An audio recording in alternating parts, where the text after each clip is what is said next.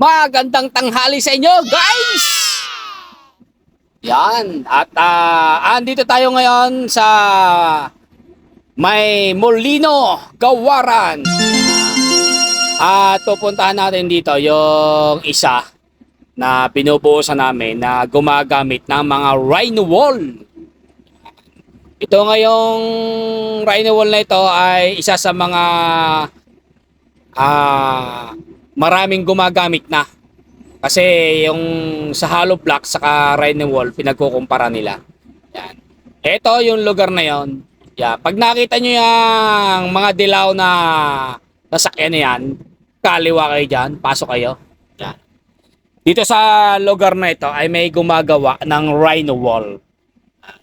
Meron kasing mga naghahanap ng ganito na rhino wall para sa kanilang bahay. Imbis na gumamit sila ng hollow blocks, yung mga rhino wall na yung ginagamit nila. Pagpasok natin dito sa lugar na ito, may gwardiya dyan. At lahat ng mga ginawang bahay po dito sa may loob nito ay yari sa rhino wall. Yan. Silipin natin yung yung kanilang pinaggagawaan dito. Kung saan sila nagagawa. Pagpasok po natin dito sa loob nito, ang kontraktor nga pala dito ay si Jeka. Yan. Makikita niyo yan pagpasok niyo dito sa may kanan. Pagpasok niyo dito, yan, mapapansin niyo na yung mga pader at yung mga bakod. Yari po yan sa rhino wall.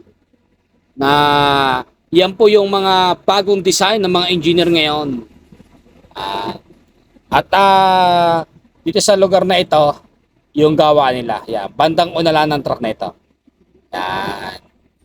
Silipin natin yan at bababa ako para tingnan yung kanilang pagawaan dito ng rhino wall. Hindi ko lang po alam guys kung sila ay nagbebenta nito sa labas. Pero ito yung kanilang pagawaan yan. Makikita nyo naman. Napakarami po dyan na rhino wall. Yan. Lahat po yan. Yan yung kanilang mga nagawa na at tatapos na. Ngayon ay bumaba tayo.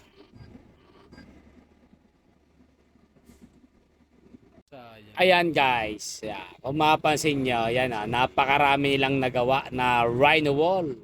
Ayun napakalawak ng kanilang pagawaan dito. Yan. Kala mo kung ano lang yung ginagawa, pero yan po lahat yan ay rhino wall po ang binubuo sa lugar na ito. Makita nyo yan, may mga nakatambak na, yan. Dami.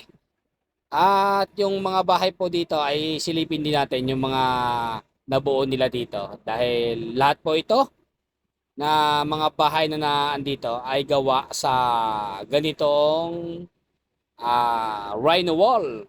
Yan Yun. Ganyan lang siya. Pero matibay yan guys. Yang mga rhino wall po na yan. Yung isa nga na may na-reject sila dito, may nakita ko na yung palang mga gawa nilang rhino wall dito, may fiber din siya sa loob. Yan. May reject sila dito. Nasaan ba yan? Tingnan natin mamaya. Nakita ko yun kanina. Yung may reject daw sila. Napansin ko yung pagkakagawa nila ng rhino wall ay meron siyang fiber. Parang nandito lang sa labas. Kaya maya tingnan natin kung nasan yung reject na yan. Yan guys, meron pa silang lagay ng halaman. Yari din sa rhino wall. Pwede pala yung mga ganyan Ayan guys, nandito sa lugar na ito yung nakita ko na ito daw ay reject. Pero napansin ko, yan may fiber siya sa loob. Ayan Kaya pala itong rhino wall ay matibay. Yan mayroon siyang fiber sa loob. Ayun Yan. Ito guys, tong nito, reject daw to. Pero napansin ko lang na yan palang ganyan ay merong ano, fiber sa loob. Yan, pinasilip ko lang sa inyo guys. Kaya pala ito'y matibay. At ito naman yung bahay na gawa dyan sa Rhino Wall. Yan no. Up and down siya. At lahat guys, pati mga bakod po niyan, yung pader ng bakod, yan ay yari lahat sa Rhino Wall. Yan. Kung makikita nyo, pati poste. Rhino Wall din ang pagkakabuo nila. Yan gaganda. Yan pwede pala pa sa ganito yung Rhino Wall. At palagay ko napakatibay rin ng mga yari nito. At ito yung isa sa mga natapusan nila na ang alam ko may natira na sa lugar na ito eh. Yan may nakatira na dito. Yan, ang ganda na oh. Yun. Yun may kotse. Yan. Ganyan guys pagka nabuo na siya.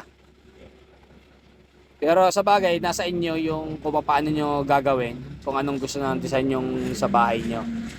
Pero yung Rhino Wall po ay pwedeng gamitin sa ganyan. Kung makita nyo, yan yung mga bakal po na inilalagay sa loob ng Rhino Wall. Yan. Kung mapansin nyo, yan yung mga pinubuo nila na bahay. Yan o, ang dami o. Talagang madami rin forma silang inilalagay para safety sa kanilang pag-akyat. Yan. Napakarami pang ginagawang bahay dito guys. Yan. Sa may Gawaran po ito guys. Yan. Gawaran Molino Bacoor. Yan. Yun no. Husay ng pagkakagawa oh. Ito naman yung pagbubuhos namin. Second floor. Second floor yung binubuhusan namin. Purong concrete po yan, ready mix. Yan. Shout out sa mga tropa dyan. Jacob Properties. Yan. Sa mga nagagawa. Ito guys yung mga binubuo nila. Yan o, ang dami ng tukod. Yan yung sa second floor. Pero ito yung mga pader nila. Yan, yung lugar na yan. Puro Rhino Wall po lahat yan, yung pinakapader na yan. Kaya kung ganong kakapal yung Rhino Wall, yung loob po niyan ay puro semento rin. Yan o, katulad yan o. Yan. Talagang buhos ng semento yan. Yan, lugar na yan. Kung mapansin nyo yan, lahat po ito ang ibabaw nito, yung second floor ay ready mix concrete. At tingnan nyo guys, na dami nila tukod para hindi bumigay dahil mabigat po yung ano yung concrete natin kapag binubuhos diyan. Yang lahat po na nasa ilalim na yan, sa gilid yung pinakapader, Rhino Wall, yan po ay meron ng ano, tapos na po yan. Kung mapapansin nyo yan yung mga bahay na mga binubuo pa. Pwede po kayong pumunta dito para mag-inquire. Nakakita ko kasi nung kanina maraming mga nagtutur dito sa lugar na ito para doon sa mga bahay na nabuo na. Yun no. Talagang masasabi na matibay ito dahil talagang yari ito sa mga ready mix concrete ang mga bahay dito. Saka ayun nga, hindi hollow blocks yung ginamit nila, kundi Rhino Wall. Yan. Napakainit pero diretso pa rin ang trabaho. Yan. Huwag natin kalimutang uminom ng tubig.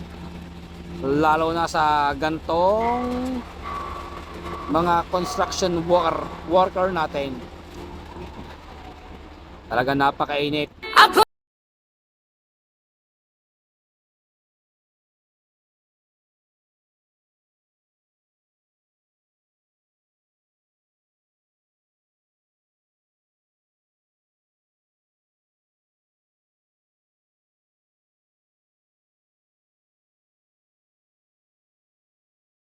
dito sa Maygawaran.